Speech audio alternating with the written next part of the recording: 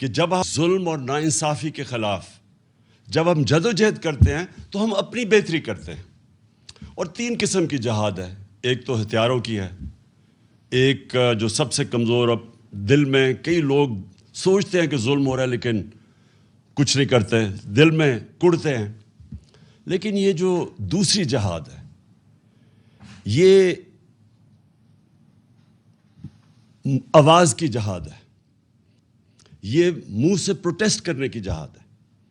اور یہ اس لیے ضروری ہے, اور یہ ہر جمہوریت کے اندر انسانوں کو اللہ جمہوریت حق دیتی ہے. اللہ تو ہمیں ہمارے پہ فرض کر دیتا ہے کہ ہم جب معاشرے میں ناانصافی دیکھتے ہیں تو ہم اپنی آواز بلند کریں. اس لیے میں نے آج آپ سب کو اس پروٹیسٹ کے لیے آج میں نے کہا کہ آپ کی بہتری کے لیے آپ نکلیں, کیونکہ مجھے خوف ہے کہ یہ جو ابھی قیمتیں بڑھی ہیں یہ یہاں رکیں گے نہیں.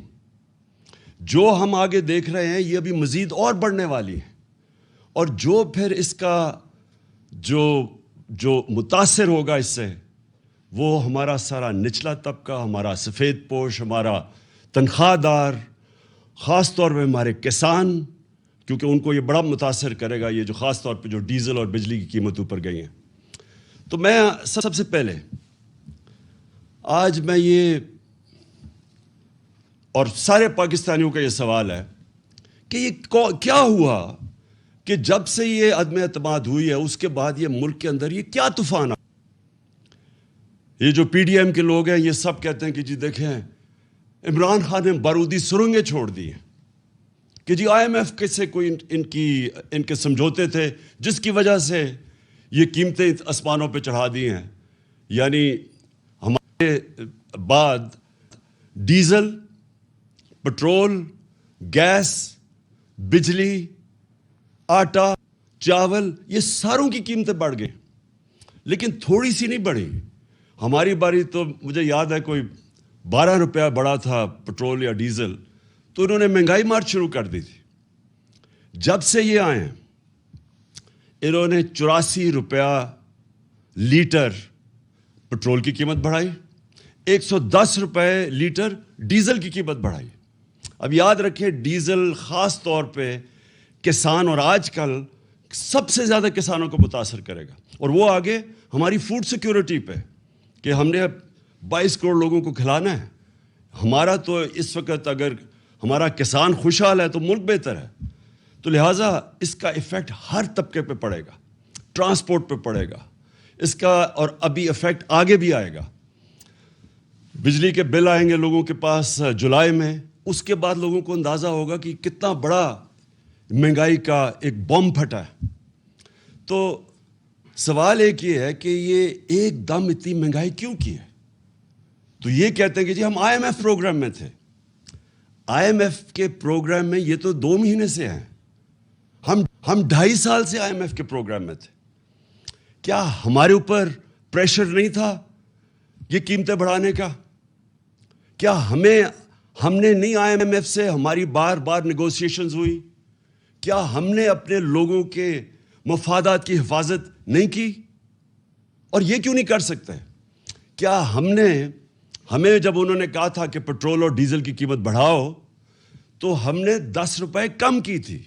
کیسے کی تھی؟ ہم نے ادھر ادھر سے پیسے نکالے تھے, ہماری ریکارڈ ٹیکس ہم نے اکٹھا کیا تھا, اور جب ریکارڈ ٹیکس اکٹھا کیا اور پھر ہم نے جگہ کہیں پیٹ کاٹ کے, لیکن ہم نے 200 ارب کی سبسڈی دی ڈیزل اور پٹرول نیچے رکھنے کے لیے, کیونکہ ہمیں پتا تھا کہ جب آپ ڈیزل اور پٹرول بڑھاتے ہیں سب کچھ بڑھ جاتا ہے. 4 روپے یونٹ بجلی کم کی ہم نے, تو اس کے لیے سبسڈی ہم نے نکالی. ہم بھی آئی ایم ایف پروگرام میں تھے, اور یہ یاد رکھیں کہ ہم آئی ایم ایف کے پروگرام میں ہوتے ہوئے ہم نے ہیلتھ کارڈ دیا. پاکستان کی تاریخ کا سب سے بڑا اگر فلائی کام ہے وہ ہیلتھ کارڈ ہے, کہ ہر خاندان کو, ہمارے جتنے صوبے تھے, ہر خاندان کو 10 لاکھ روپیہ ہم نے ہر خاندان کو دیا 1 سال کے لیے ہیلتھ انشورنس. کسی بھی ہسپتال میں علاج کروا سکتے. کبھی پاکستان میں اتنا بڑا پروگرام نہیں آیا. پھر ہم نے کامیاب پاکستان کیا, اور کامیاب پاکستان میں ہم نے قرضے دیے سود کے بغیر نچلے طبقوں کو.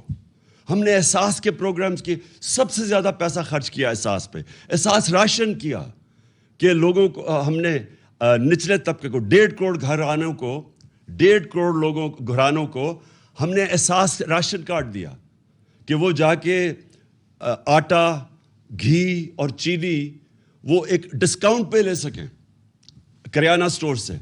تو یہ ساری چیزیں ہم بھی آئے میں پروگرام میں تھے, اس کے باوجود ہم نے اپنے قوم کا دھیان رکھا. ہم نے کوشش کی کہ لوگوں کے اوپر پریشر نہ پڑے. یہ کہتے ہیں کہ جناب دنیا میں عالمی مہنگائی ہو گئی. عالمی مہنگائی تو پچھلی گرمیوں سے ہے. یہ جو ساری قیمتیں بڑھی ہیں یہ تو پچھلی گرمیوں سے بڑھ رہی ہیں. تو یہ ہمیں بھی سارا کچھ فیس کیا. کہنے کا مقصد یہ ہے کہ آج یہ کیا اتنا بڑا طوفان آیا کہ ہماری مہنگائی بھی آسمانوں پہ چلی گئی اور مزید اور جانی ہے. اور اس کے بعد جو ہماری معیشت ہے, جو نقصان ادھر ہو رہا ہے. یہ جب کہتے ہیں کہ جی ہمیں بڑا مشکل برا پاکستان ملا, برا تو ہمیں ملا تھا مشکل وقت.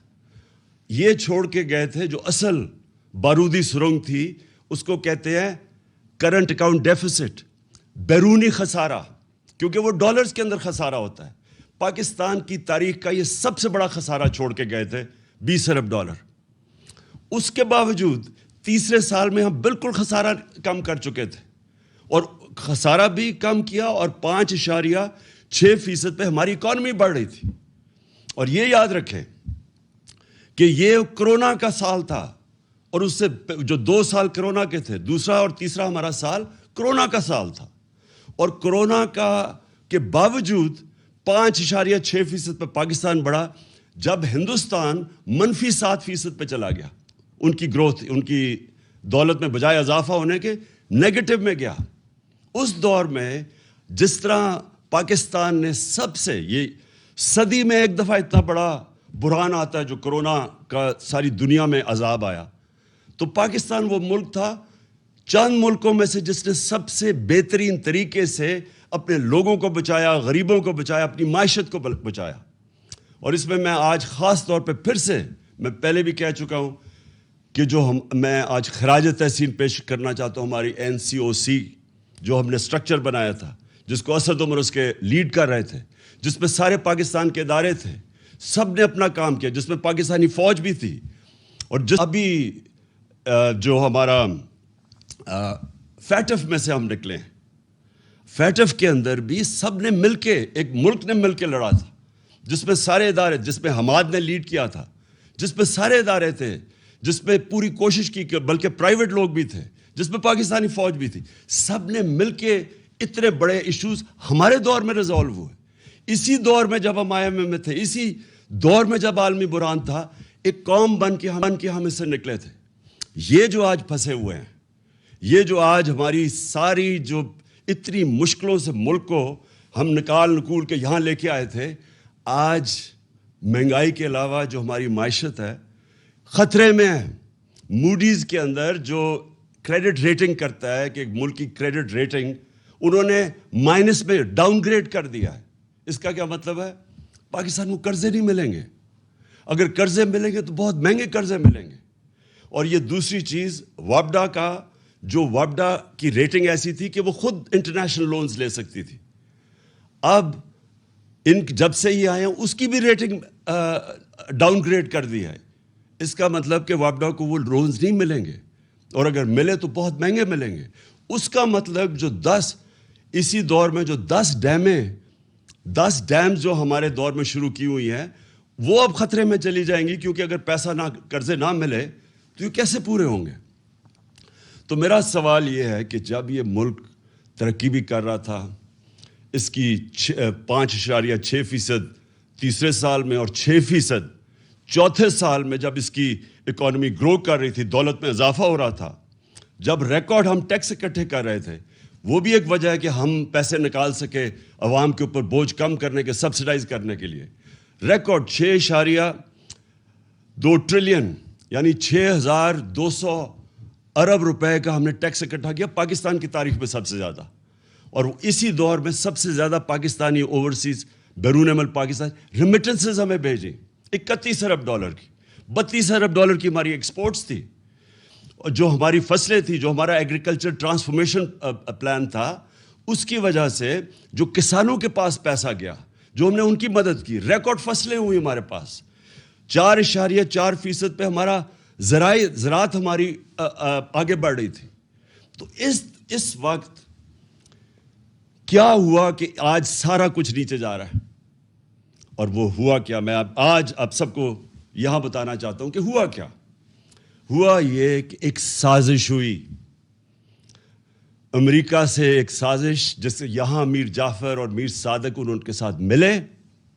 اس کے بعد انہوں نے پلان کیا ہماری گورنمنٹ گرانے کا.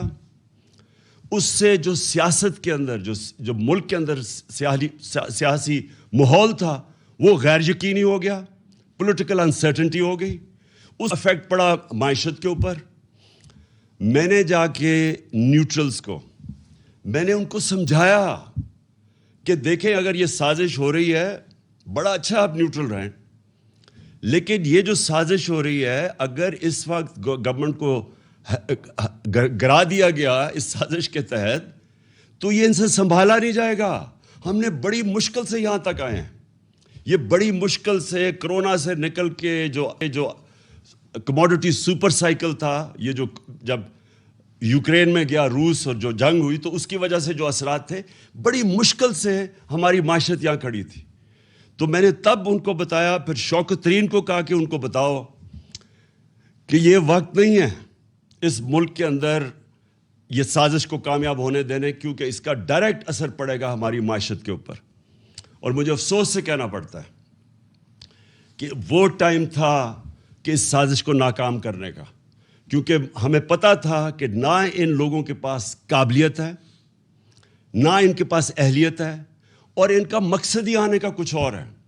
ان کا مقصد اس ملک کی نہ مہنگائی کم کرنے کے لیے، نہ ان کا مقصد اس ملک کی ریفارمز کرنے کا تھا، اکانومی ٹھیک کرنے کا تھا. ان کا تو مقصد ہی کچھ اور تھا. اور وہ جو مقصد تھا، میں بڑا شکر گزار ہوں ان کے وزیر دستگیر کا، خرم دستگیر کا، جس نے ٹی وی پروگرام پہ کہہ دیا. اس نے کہا ہمیں تو صرف یہ تھا، اور اس نے دو چیزیں کہی. اس نے کہا ایک تو ہمیں ڈر لگا ہوا تھا کہ اگر یہ رہ گیا، اس نے ججز اور ڈال دینے تھے، اور اس نے ہمارے جتنے لیڈر تھے انہوں نے جیلوں میں چلے جانا تھا، جس میں شہباز شریف نے بھی چلے جانا تھا. تو پہلا تو میرا سوال یہ ہے کہ کیا یہاں کی عدالتیں آزاد نہیں ہیں؟ کیا یہاں کی جو عدالتیں ہیں اس میں کوئی ہماری انٹرفیرنس ہوئی ہے آج تک؟ ہم تو وہ زمانہ نہیں کہ ہم ٹیلی فون کر رہے ہیں کہ جسٹس قیوم جی ہمیں کیس میں یہ رزلٹ چاہیے. ہم نے تو سپریم کورٹ کے اوپر کبھی سوچا نہیں حملہ کرنے کا. ہم نے کسی ادارے کو، ہم نے آج تک ہم نے اداروں کو چلنے دیا. نیب کا ادارہ جو چلا ہے، میں بتا دوں آج کہ نیب نے کوئی 280 ارب روپیہ اپنے سارے کوئی 18 سال میں اکٹھا کیا تھا. ہمارے 3 سالوں میں انہوں نے 480 ارب روپیہ اکٹھا کیا، کیونکہ ہم نے مداخلت کسی میں نہیں کی. تو میں جو آج سوال پوچھتا ہوں کہ یہ جو خرم دستگیر نے بات کی ہے، اس سے یہ واضح ہوتا ہے کہ ان کا تو مقصد تھا ہی نہیں اور کچھ سوائے NRO 2 لینے کا. ان کا تو مقصد یہ کہ تھا. اسی لیے یہ ساری جدوجہد تھی. 3.5 سال سے یہ بار بار جو بلیک میل مجھے کیا جا رہا تھا، یہ تو صرف چاہتے تھے NRO، دوسرا NRO. یاد رکھیے ان کو پہلا NRO مل چکا ہے. ان کو ملا، جنرل مشرف نے NRO دیا، جو ساری ان کے کرپشن کیسز تھے. 2 دفعہ ان کی حکومتیں گئی کرپشن پہ 90 کی دہائی میں. تو جو سارے ان کے کرپشن کے کیسز تھے وہ سب جنرل مشرف نے معاف کر دیے تھے. یہ جو ہے یہ NRO 2 ہے. یہ انہوں نے 10 سالوں میں جو چوری کی تھی، یہ 95% جو کیسز ہیں، یہ سارے ان کے دور کے ہیں. یہ ان کے جو 10 سال تھے ان کے دور کے کیسز بنے ہوئے ہیں. اور اب انہوں نے کیا کیا؟ انہوں نے جو قانون لے کے آئے ہیں نیب کی امینڈمنٹس کا، میں آج آپ ساری قوم کو یہ بتانا چاہتا ہوں. انہوں نے جو نیب کا امینڈمنٹ قانون لے کے آئے ہیں، اور یہی قانون انہوں نے کوشش کی تھی جب ہم فیٹف کی لیجسلیشن اسمبلی سے پاس کر رہے تھے، اور ہمارا مقصد یہ تھا کہ فیٹف سی گرے لسٹ سے نکلیں، جو ان کی وجہ سے ہم گریٹ لسٹ پہ تھے. تو جب ہم نے فیٹف کا قانون پاس کیا تو انہوں نے تب کوشش کی, بلیک میل کیا کہ ہم فیٹف کے لیے تب ووٹ دیں گے جب آپ ہمیں این آر او دیں گے اور یہ نیب کے اندر چینجز لے کے آئیں گے. تب آپ کو پتا ہونا چاہیے انہوں نے واک آؤٹ کر دیا. انہوں نے فیٹف کی لیجسلیشن نہیں پاس کی تھی, یہ باہر چلے گئے تھے. تو ان کے بغیر ہم نے فیٹف کی لیجسلیشن پاس کی, جس کی وجہ سے آج انشاءاللہ پاکستان نکل جائے گا گرے لسٹ سے. تو ان کا صرف مقصد NRO2 تھا. اور انہوں نے کیا کیا ہے, انہوں نے اب جو چینجز لے کے آئے ہیں, ساری قوم کو پتہ چلنا چاہیے کہ 1200 ارب روپے کے کرپشن کے کیسز کل جب یہ قانون بنے گا ان کے کیسز ختم ہو جائیں گے. اس ملک کا 1200 ارب روپیہ جو چوری کیا ہوا تھا ان ساروں کے ناموں پہ, وہ سارا ختم ہو جائے گا. اب یہ NRO2 مل جائے گا ان کو کل. اب سوال یہ ہے کہ یہ جب کہتے کہ جی ہم بے بس ہیں, میرا ان سے سوال یہ ہے کہ اگر آپ سنسیئر ہیں اس ملک سے تو کیا آپ کو یہ جو 1200 ارب ہے اس میں سے اگر آپ یہ معاف کروا رہے ہیں, سوچیں یہ اس کا 400 ارب آ جائے تو ہم پھر بجلی کی قیمت نہیں چلا سکتے. اور پھر میں ان سے سوال پوچھتا ہوں کہ جب ہم نے روس سے بات شروع کر دی تھی تیل کی, اگر آپ کو فکر تھی اس قوم کی اور آپ سارا وقت 3.5 سال سے مہنگائی کی بات کرتے تھے, تو اگر آپ نے مہنگائی کم کرنی تھی تو آپ نے کیوں نہیں 2 مہینے ہو گئے, کیوں نہیں آپ نے روس سے تیل کی بات کی؟ کیونکہ آپ امریکہ کے غلام ہیں, امریکہ کی اجازت نہیں ملتی. ہم نے جب تیل سبسڈائز کیا تھا تو ہمارا پوری کوشش یہ تھی کہ اس کے بعد ہم روس سے سستا تیل لیں گے جو ہندوستان لے رہا ہے, جو سری لنکا لینے لگا ہے, جو بنگلہ دیش لینے لگا ہے. ہم نے بھی روس سے تیل لینا تھا اور اس سے پھر ہم نے لوگوں کے اوپر بوجھ نہیں آنے دینا تھا. انہوں نے بجائے وہ لینے کے روس سے تیل, کیونکہ ان کے جن کے یہ غلام ہیں ان کا حکم نہیں ہے ان کو, لہٰذا عوام کے اوپر بوجھ ڈال دیا. اصل مقصد جس کے لیے یہ آئے تھے وہ اب آپ کے سامنے آ گیا. NRO انہوں نے لینا تھا, NRO2 اب انہوں نے خود ہی اپنے آپ کو دے دیا ہے, اور اس سے 1200 ارب روپیہ اس قوم کا یہ ہضم کر جائیں گے. پہلے سارا پیسہ ہضم کیا NRO1 پہ, یہ دوسرا ہے اب. اور پھر جو دوسرا مسئلہ یہ ہے کہ پاکستان کو جدھر یہ لے کے جا رہے ہیں اب, مجھے خوف ہے کہ یہ اس طرف جا رہا ہے جدھر سری لنکا کیا ہے. اور وہ مجھے خوف یہ ہے کہ ہمارے پاس جس طرح یہ ہماری اب ریمیٹنسز گر رہی ہیں, ہماری 10% ایکسپورٹس گری ہیں پچھلے مہینے, جس طرح یہ ٹرینڈ جا رہی ہے, ہمیں خوف یہ ہے کہ ہمارے پاس ڈالر نہیں ہوں گے کہ ہم اپنا, جس طرح سری لنکا اب تیل نہیں خرید سکتا. آپ کو پتہ ہونا چاہیے کہ جب ہم آئے تھے, جب انہوں نے نو کانفیڈنس کیا تھا تو ڈالر 178 روپے کا تھا, آج وہ 208 روپے پہ پہنچ گیا ہے. اور یہ صرف اور صرف اب ان کے پاس ایک راستہ ہے کہ یہ کسی طرح امریکنوں کے پاس اب جائیں گے اور ان کے پیر پکڑیں گے. مفتاح اسماعیل پہنچ گیا امریکن ایمبیسڈر کے پاس اور اس نے کہا کہ جی ہماری مدد کریں, کسی طرح ہمیں کوئی ریلیف دلوا دیں. تو مفتاح اسماعیل اور شہباز شریف کو میں یہ کہنا چاہتا ہوں کہ دیکھیں, یہ جو امریکن ہیں ان کی ایک بڑی ان کی فلسفی ہے, وہ یہ ہے کہ دیر از نو فری لنچ. کوئی چیز مفت نہیں ملتی, ہر چیز کی قیمت ہوتی ہے. تو جو وہ قیمت آپ سے وصول کریں گے وہ ہمیں خدشہ ہے, وہ ہماری ساورنٹی کی قیمت ہوگی, وہ ہماری حقیقی آزادی کی قیمت لی جائے گی. اور اس قیمت, وہ جو قیمت ہے وہ ابھی سے نظر آنا شروع ہو گیا کہ یہ تیار ہو گئے وہ قیمت دینے کے لیے. بلاول بھٹو نے کہا کہ جی ہندوستان سے ہمیں تعلقات اچھے رکھنے چاہیے. ہم بھی اچھے رکھنے چاہتے تھے ہندوستان سے تعلقات, لیکن جب انہوں نے 5 اگست 2019 کو کشمیریوں کی سٹیٹ ہوڈ لی, جب انہوں نے جو کشمیریوں کو وہ جو آرٹیکل ان کا 360 جو بھی آرٹیکل تھا وہ ختم کیا, جب انہوں نے ان کا سٹیٹس لیا, وہ یاد رکھیں وہ یونائٹڈ نیشن سیکیورٹی کاؤنسلز کی ریزولوشن کی خلاف ورزی تھی, انٹرنیشنل لاء توڑا, تو تب ہم نے ان سے رشتہ توڑا. ہم نے بھی کوشش کی تب اس سے پہلے دوستی کی. تو اگر آج یہ ہندوستان سے تعلقات ٹھیک کرتے ہیں تو یہ یاد رکھیں یہ کشمیریوں نے جو قربانیاں دی ہیں وہ ساری ان کی قربانیوں کی قبروں کے اوپر یہ کریں گے. اور دوسری چیز ایک اور ان کا مانڈوی والا اس کی سٹیٹمنٹ میں دیکھ رہا تھا, اس نے کہا کہ اسرائیل سے کیوں نہیں ہمیں اپنے مفادات کا سوچنا چاہیے. یہ بھی اسی ایجنڈا کا حصہ ہے جس سے یہ رجیم چینج کی گئی تھی. وہ یہی ہے کہ آپ اس ایجنڈے پہ چلیں جو ہندوستان, اسرائیل اور جو امریکہ چاہتا ہے, اور وہ ایجنڈا وہ ہے جو ہماری سوورنٹی, ہماری آزادی کے خلاف ہے, جس کی وجہ سے یہ ساری جدوجہد تھی پاکستان کی, جو ہمارے لیڈر قائد اعظم نے جو اس ملک کو بنانے کی وہ کیوں بنایا تھا, ہم کیوں آزاد ہوئے تھے.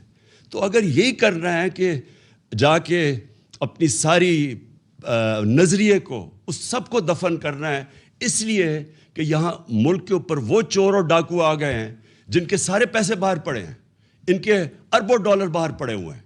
جب چوری کرتے ہیں باہر پیسہ لے جاتے ہیں اور پھر پریشر ڈال کے NRO لے لیتے ہیں.